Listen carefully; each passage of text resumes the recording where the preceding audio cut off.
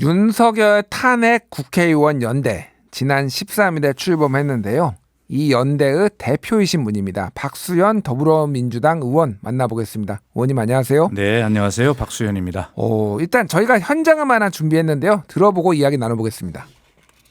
충청도 양반 박수현이 왜 탄핵 전사가 되었나 이런 기사가 났는데, 여러분, 충청도라고 해서 조용하다고 해서 뜨겁지 않은 것이 아니다. 충청도가 결심하면 대한민국이 뒤집어진다, 이렇게 말씀드립니다. 여러분. 연설 잘하시네요. 제가 저렇게 연설을 했나요? 예, 박수현 의원이 지난 집회 때 지금 이거 하신 거죠? 이게 지난 토요일 날이요. 예. 촛불 행동이라고 하는 집회가 민주당의 집회에 앞서서 오후 3시부터 있었는데, 예. 아마 탄핵 연대가 발족이 됐고, 사실 탄핵의 티읕자도 제도권 안에서는 이야기하는 것이 굉장히 금기시될 수밖에 없었던 분위기였잖아요. 예. 그런데 이제 국회 안에서 탄핵 연대가 공식으로 출범을 했고, 그래서 이제 광장에 있는 이 국민의 목소리와 결합을 빨리 해야 되겠다. 그래서 그날 제가 처음으로 광장에 나가서 그 시민들과 함께 연대의 첫 연대를 저렇게 연설로 하게 된 것입니다. 그런데 제가 이제 박수현 의원님 예전에 문재인 정부 시절부터 좀 배워 보고 그랬을 때는 굉장히 뭐라고 했다, 좀 온건한 이미지. 네. 충청도 특유의 약간 느린 말투? 뭐 이런 이미지가 좀 강한 것 같아요. 합리적이고 소통해 가고, 또 뭐 국민 소통 수석도 예전에 하셨고요. 네. 그런데 탄핵 국회의원 연대 소속이 아니라 대표를 맡으셨어요. 예. 이건 대표는 어떻게 맡으시게 된 건가요? 글쎄, 대표보다도 제가 제일 처음에 예. 9명이 이 준비 모임을 구성을 했는데, 그 준비 모임에 제 이름이 들어갔을 때 언론이 깜짝 놀랐다고 합니다. 그래서 이제 제가 전화를 진짜 많이 받았거든요. 예. 그러면서 하는 말이, 그때 이제 굉장히 그 강한 성향의 그 의원들이 이제 주축을 이루었는데, 예. 그래서 이제 보수 언론에서는 아마 그 민주당 또 야권의 뭐 강성들의 뭐 바로 막 이런 어떤 기사의 흐름으로 그걸 비판하려고 했는데, 중간에 보니까 박수현이 있네. 그래서 그 기사를 못 쓰겠다고, 도대체 어떻게 된 거냐, 그렇게 질문을 많이 해왔는데, 아마 이런 겁니다. 지금 말씀하신 대로 제가 청와대에서 대통령을 2번이나 가서 보좌를 했던 그런 사람 아닙니까? 그렇기 때문에 대한민국 대통령직이라는 것이 얼마나 엄중한 것이고, 어떻게 이 직을 수행하는 것이 국민으로부터 위임받은 이 권한을 어떻게 잘 제대로 하는 것인지, 대한민국 국가를 보위하고 국민의 생명과 재산을 보호하는, 그리고 세계 10대 경제 강국이라고 하는 이 현재 대한민국 위상을 어떻게 더 위대하게 후손에게 물려줄 것인가라고 하는 일을 하는 것이 대통령 아니겠어요? 예. 그렇기 때문에 저보고 평소에 뭐 신중하다 조용하다 하지만, 제가 이 탄핵 연대에 처음부터 준비 모임을 확신하고 들어가는 것은 뭐냐면, 윤석열 대통령은 더 이상 대통령직에 있으면 안 된다라고 하는 그런 개인적 확신을 저는 갖고 있었습니다. 이대로 더 두는 것은 대한민국을 더 망하게 하는 길이고, 정말 대한민국을 해롭게 하는 길이다라고 하는 그런 어떤 그 확신을 전직 청와대에서 대통령과 함께 일해봤던 그런 경험상 확신을 가졌기 때문에 제가 탄핵연대 처음부터 들어갔고요. 아마 제가 저를 한 50명 정도에 발족할 때는 무슨 41명으로 발족했습니다만, 저를 41명의 국회의원들이 대표로 선출한 것은 박수현처럼 신중하고 합리적이고 뭐 이러한 국회의원도 탄핵에 참여하고 있다. 그러므로 이것이 얼마나 우리가 신중하고 진지하게 이 문제를 생각하고 있는가, 어떤 정파적 이익이나 뭐 이런 것 때문에 하는 것이 아니다라고 하는 것을 아마 저희 그런 어떤 평소의 스타일로 봐서 국민들께서 그렇게 이해해 주시기를 바라는 마음으로 의원들이 저를 그렇게 대표로 선출한 것 같고, 또 이것은 아까 말씀드린 대로 대한민국을 위하는 길이라는 저희 확신이 있기 때문에, 뭐 제가 부족하지만 의원들이 추천을 제가 받아들이는 것이, 또 수용하는 것이 제가 먹은 이 마음에 내가 정말 순종하는 길이다, 이런 생각을 가졌습니다. 지금 만약에 40여 명이라고 이제 언론 보도에는 많이 났는데, 그러면은 다 민주당 분들인가요? 그렇지 않습니다. 지금 개혁신당을 제외한 야 5당이 다 참여하고 있는데요. 지금 현재는 13일 발족식 이후로도 계속 늘고 있어서 현재는 50명 정도 됩니다. 50명. 네, 그렇습니다. 그런데 의원들 하나하나에게 여기를 가입해서 같이 합시다라고 이렇게 설득한 적이 없어요. 의원들이 자발적으로 지금 오는 거거든요. 예. 그래서 지금 민주당이 약 한 35명 정도. 예. 그다음에 조국혁신당이 한 9분 정도. 예. 진보당 3분. 그다음에 사회민주당, 기본소득당 각각 한 분씩 뭐 이 정도 돼서 약 50여 분 가까이 이렇게 예. 지금 구성이 돼 있고 그런 상황입니다. 네. 자, 그런데 지금 임기 단축 개헌을 추진하는 또 모임이 있어요. 이름이 대통령 파면 국민투표 개헌연대. 그러니까 개헌을 통해서 하자라는 거잖아요. 그렇습니다. 이거하고는 좀 성격이 어떤지 좀 충돌하는 거 아닌지 궁금해요. 전혀 그렇지 않습니다. 예. 지금 다 이런 모임들을 하는 것은 뭐냐면 더 이상 윤석열 대통령이 현직에 있어서는 안 되겠다라고 하는 공감대가 있고 임기를 빨리 중단시켜야 되겠다 또는 단축시켜야 되겠다 이런 예. 것 아니겠어요? 그래서 이 탄핵연대와 개헌연대는 마치 2인 삼각처럼 같이 가는 것이고요. 예. 그리고 초반에 이런 어떤 여러 가지 아이디어 차원에서 여러 방법들이 자연스럽게 나오는 것은 굉장히 맞는 이야기입니다. 저희가 의원총회를 해봐도요. 의원들이 전부 여러 가지 방법들을 얘기하는데 전부 이런 겁니다. 자, 뭐 탄핵, 개헌, 하야 뭐 이런 건데 윤석열 대통령이 하야할 일은 없지 않습니까? 예. 그래서 그런 자연스러운 방법론들 중에 하나이고 2인 삼각처럼 함께 이것이 가는데 결과적으로는 서로가 서로에게 시너지가 되는 에너지를 서로 부여해 주는 이러한 것이라고 생각합니다. 탄핵의 분위기가 크게 끌어오르면 결과적으로는 국민적 합의로 그래 탄핵이 아니면 개헌하자라고 예. 이렇게 될 거 아니겠어요? 그래서 어떤 것들을 먼저 이렇게 끌어올려서 이렇게 가자라고 하는 전략을 가지고 하는 것은 아니지만 예. 자연스러운 방법의 표출이고 그리고 이것은 2인 삼각처럼 같이 가는 것이고 알겠습니다. 목표는 똑같다 이런 뜻입니다. 그러니까 그 두 단체에서 공동으로 들어가신 의원님도 계신 거죠, 그러면? 여러 분 계십니다. 여러 분 계세요? 그렇습니다. 네. 알겠습니다. 자, 그런데 국민의힘에서는 지금 이런 탄핵의 목소리 뭐 이런 거를 이제 이재명 방탄이다 이렇게 얘기를 해왔고 특히 이제 최근에 이재명 대표 공직선거법 1심에서 예상보다 좀 센 형량이 징역 1년에 집행유예 2년이 나오면서 더더욱 조기 탄핵해 윤석열 대통령 죄 없는 윤석열 대통령 조기 탄핵해가지고 지금 이재명을 구하려는 거 아니냐 뭐 이런 주장을 하고 있거든요. 이거는 좀 어떻게 대답하시겠습니까? 글쎄요. 그 민주당을 비롯한 야권이 그렇게 능력이 있는지 모르겠어요. 무슨 소리냐면 지금 각종 그 여론조사가 나오는 것을 보면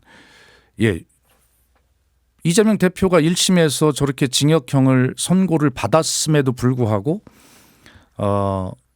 윤석열 대통령의 국정 지지도라든가 이재명 대표의 차기 대통령 가능성이라든가 오히려 더 결집하고 있거든요. 예. 그리고 심지어는 여론조사에서 대통령 탄핵을 아주 대놓고 여론조사를 하는 지금 시점이잖아요. 예. 그런데 점점 그런 것들이 여론조사의 비율이 점점 높아지고 있어요. 지금 이것을 구체적으로 제가 숫자를 말씀을 드릴 수 없다는 거 잘 압니다. 예. 그러나 그런 흐름으로 있다고 말씀을 드리잖아요. 아니 그러면 민주당이 기승전 이재명 대표 방탄 집회를 하고 방탄 논리를 펴고 뭐 이런 또 방탄으로 탄핵을 해서 우리 국민들이 민주당에게 속아가지고 죄 없는 대통령이 그렇게 국정 지지도가 떨어지고 탄핵 찬성 여론이 그렇게 높아지나요? 대한민국 국민이 판단하시는 겁니다. 예. 그래서 저희들이 이재명 방탄을 위해서 한다라고 하는 것 국민의힘 그런 논리 피지 마시고요. 국민의 분노가 지금 어디 있는지를 잘 알아야 됩니다. 집권당이. 계속 네. 그렇게 이재명 방탄이라고 핑계대고 빠져나가려고 하면 점점 더 국민의 분노는 더 커지고 국민이 왜 분노하시는지를 알아야 해결하고 자식들도 그런 어떤 지지를 회복할 거 아니겠어요? 그렇게 해서는 결과적으로 국민의 신뢰를 회복하지 못한다라는 말씀 드립니다. 알겠습니다. 요거는 좀 여쭤봐야 될 것 같은데 박소연 의원님 페이스북에 최근에 네. 김대중 대통령께서는 사형 선고까지도 이겨내고 마침내 대한민국의 대통령이 되셨다 이런 문자를 이재명 대표에게 보냈다라고 이게 쓰셨네요. 네. 그러니까 지금 그거를 해석을 하자면은 김대중 대통령처럼 뭐 이제 어려움을 이겨내고 이재명 대표도 지금 대안은 이재명뿐이고 앞으로 대통령도 이재명이 돼야 된다 뭐 이렇게 좀 해석을 해야 되는 건가요, 이거를? 아니 일단은 뭐 그렇게 해석을 할 수 있겠죠. 예. 그리고 이 문자는 제가 1심 선고를 받고 나서 보낸 것이 아니고 이미 그 기소가 막 될 때 수사를 받고 막 굉장히 힘들 때 그때 보낸 문자거든요. 예. 아마 기억하고 계시리라고 저는 믿습니다만 예, 1차로 즉자적으로 보면 지금 앵커께서 말씀하신 대로 뭐 그렇게 해석할 수 있겠습니다. 그러나 좀 더 깊이 들여다보면 이런 것이거든요. 우리는 법치주의를 이야기합니다. 예. 모든 것이 법치주의라는 이름으로 다 용인이 되는 그런 분위기잖아요. 법원이 판단이 나오면 불만이 있어도 일단 법원의 판단을 존중한다는 이야기를 의례적으로 하잖아요. 그러나 이 법치주의라고 하는 것이 완전한가요?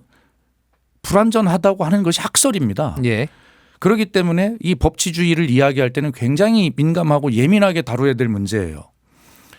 자, 그래서 이 법치주의를 견제하는 것이 어떤 겁니까? 민주주의 원리입니다.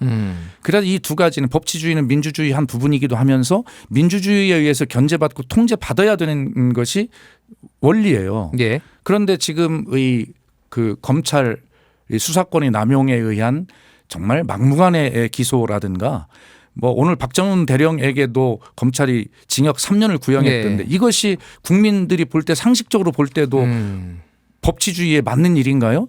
법치주의가 지금 민주주의를 교란시키고 있는 이런 심각한 상황에 있어요. 예. 그래서 제가 김대중 대통령 예를 들은 것은 그 당시 그랬지 않습니까? 김대중 대통령이 아무 죄도 없는 사람에게 사형 선고를 내렸잖아요. 예. 법치주의의 이름으로. 민주주의를 죽인 거 아닙니까?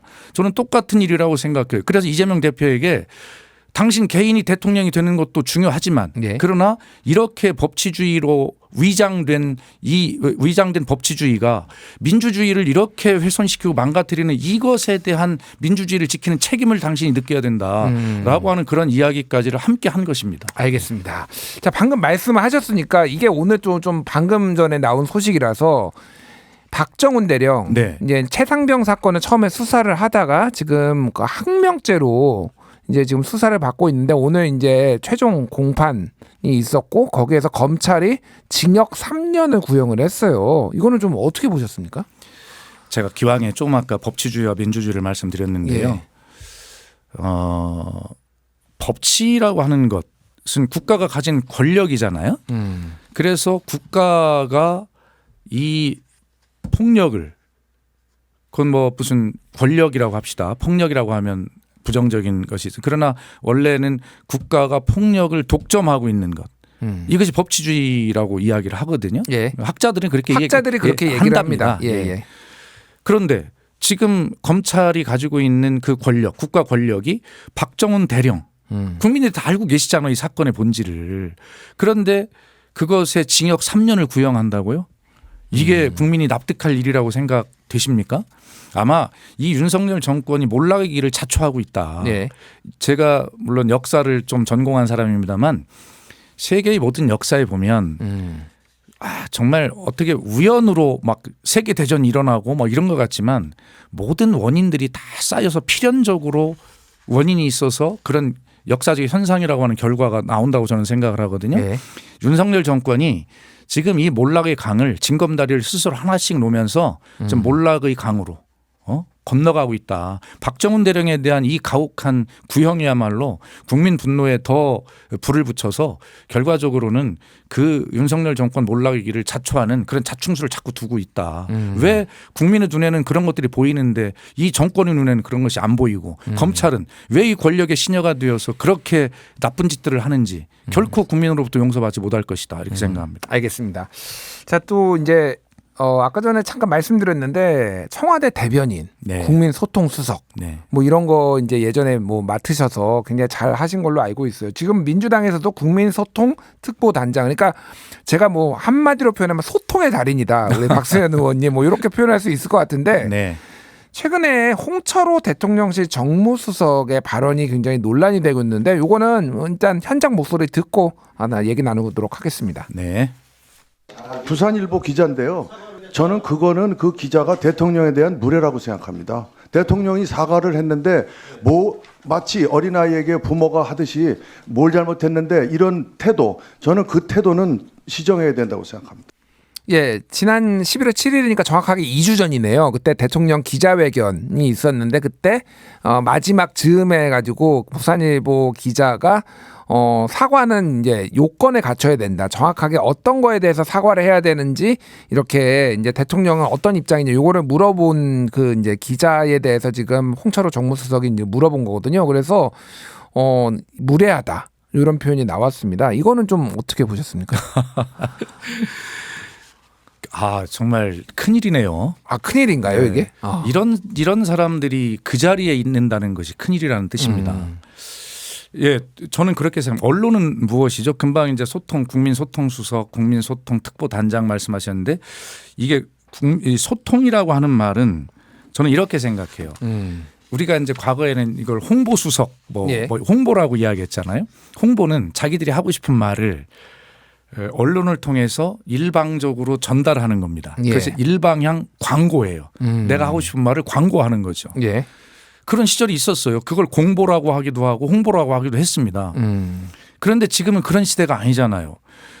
내가 무슨 말을 국민께 드렸으면 국민이 여기서 어떻게 생각하시는지 그 국민의 반응을 피드백을 받아서 다시 수정할 것이면 수정하고 이것이 소통 아닙니까?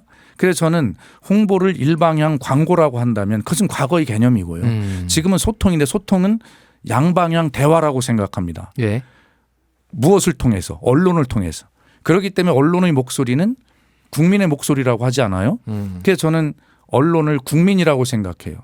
그런데 국민으로부터 권력을 위임받은 사람들이 그래서 공직을 수행하는 사람들이 국민의 목소리를 대변하는 언론의 질문을 무례하다고 한다고요? 국민에게 무례하다고 한 것입니다. 이런 기본적인 철학이 없는 사람들이 어떻게 국민을 섬긴다고 하죠? 그러니까 이 나라가 엉망이 되는 것 아닙니까? 아니 저는 홍철호 정무수석을 개인적으로 잘 알아요. 저번에 품성도 알고.